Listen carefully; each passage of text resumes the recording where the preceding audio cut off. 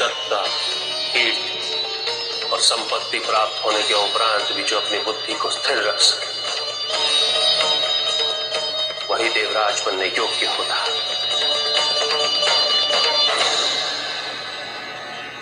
तुम में ये सभी गुण, किंतु तुमने उन गुणों का परित्याग, भूल चुके हो अपने पद की गरिमा, उसकी महत्ता को, उसकी मर्यादा को। देवताओं का प्रतिनिधि ही देवराज कहलाता, धर्म, दान और परोपकार करने वाला ही देवेंद्र कहला सकता। किंतु आज तुमने इन सभी गुणों के विपरीत कार्य किया। तुमने अपना उद्देश्य इंद्रासन को सुरक्षित रखने तक ही सीमित कर दिया। भाई तो प्रभु, न जाने मेरे व्यक्तित्व पर किसकी बुरी दृष्टि पड़ गई है। न जाने मैं क्यों इतना असुरक्षित हो जाता हूं, क्यों? मुझे इनसे मुक्त करा दीजिए प्रभु। मैं तुम्हें इस अहंकार से मुक्ति केवल मृत्यु के माध्यम से दिला सकता।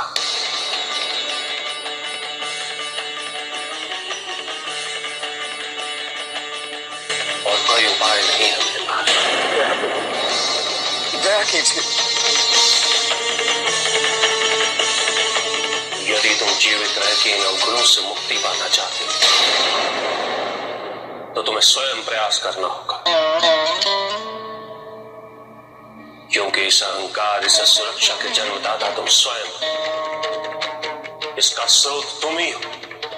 तुम्हारे भीतर धर्म, परायण, स्वाभिमान, ऐश्वर्य और गुरुता का भाव नहीं रहा।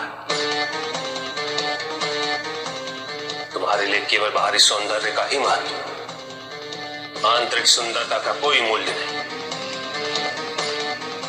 किंतु स्मरण रहे, जब तक तुम अपने अस्तित्व को बाहरी तत्वों से परिभाषित करते रहोगे, तुम अहंकार को पोषित करते रहोगे।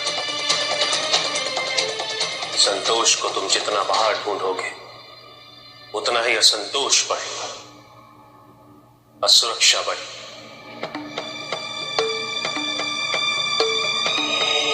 क्योंकि तुम्हारे बाहर जो कुछ भी, सब नश्वर है। संतोष के लिए जो भी अनिवार्य है, वो तुम्हें केवल भीतर ही प्राप्त होगा। और अपने अंतर मन तक पहुंचने का मार्ग केवल योग से ही प्रशस्त हो सकता है। स्मरण रहे, तुम्हारे लिए यह अंतिम अवसर जो तुम्हें अपने गुरु की कृपा से प्राप्त हो। यदि इसके पश्चात तुमने कोई भी भूल की,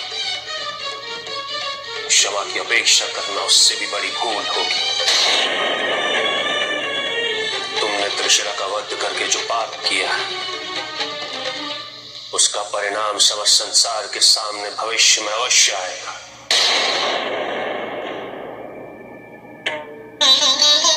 राजा के साथ उसकी प्रजा का भी भाग्य जुड़ा होता है। यही दुर्भाग्य है, तुम्हारे साथ साथ समस्त संसार को इसका परिणाम भुगतना पड़ेगा।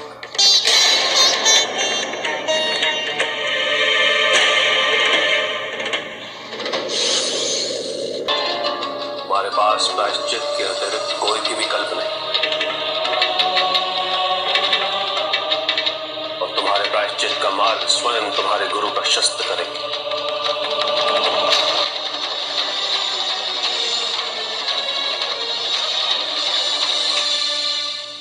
गुरु का स्थान तो इस संसार में ईश्वर से भी बड़ा होता है।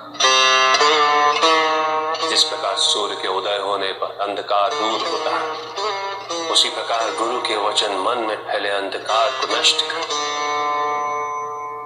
उसे ज्ञान की दिव्यता से सुसज्जित करते हैं। गुरु की शरण तीर्थ के समान होती, जो गुरु का अपमान करे, जो गुरु पर संदेह करे, जो गुरु की अवहेलना करे, उसका अंत तो निश्चित होता है। गुरु की स्वीकृति और उनके आशीष के बिना किया गया कोई भी कार्य अपनी पराकाष्ठा तक नहीं पहुंच सकता। नहीं प्रभु, मैं तो स्वयं गुरु के दायित्व को निभाने में असफल रहा हूं। गुरु कहलाने के योग्य नहीं हूं मैं। यदि मैंने अपना कर्तव्य पूर्णतः निभाया होता तो आज ये दिन न देखना पड़ता।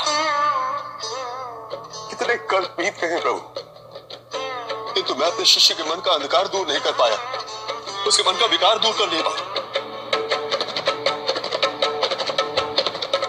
मैं इस सम्मान के योग्य ही नहीं। गुरु की योग्यता और गुरु की महानता उसके शिष्य की सफलता पर आश्रित नहीं होती देवगुरु।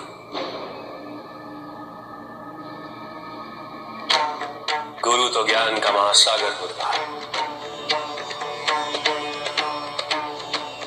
इस महासागर में कौन सा शिष्य कण चुनता और कौन सा मोती, ये तो शिष्य पर ही निर्भर करता है।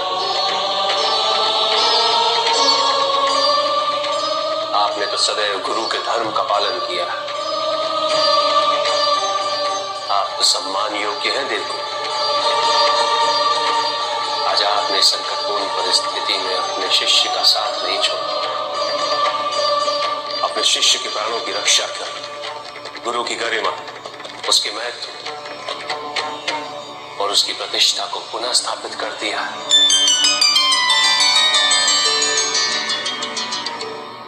इसलिए आज से आपको जीव के नाम से संबोधित किया जाएगा। विद्यानाथ जगत गुरु के मुख से ये वचन सुनकर मैं अपनी ग्लानि से मुक्त हुआ हूं प्रभु। आपने जो सम्मान मुझे दिया है उसके लिए मैं कृतज्ञ हूं।